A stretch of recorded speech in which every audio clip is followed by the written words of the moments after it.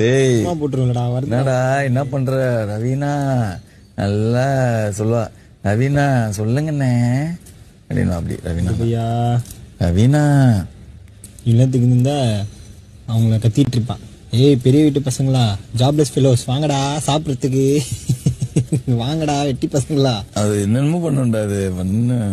டேய் அவ பேசினா மட்டும்தான்டா பிரச்சனையே ஆகாது. சின்ன பொண்ணு சொல்ல முடியுமா? சின்ன பொண்ணுல புரியுது.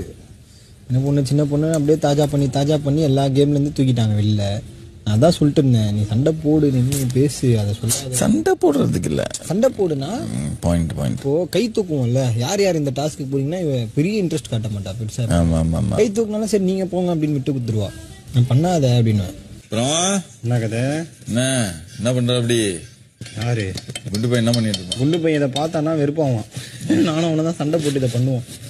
நான் பண்றேன் நீ பண்றேன்னு.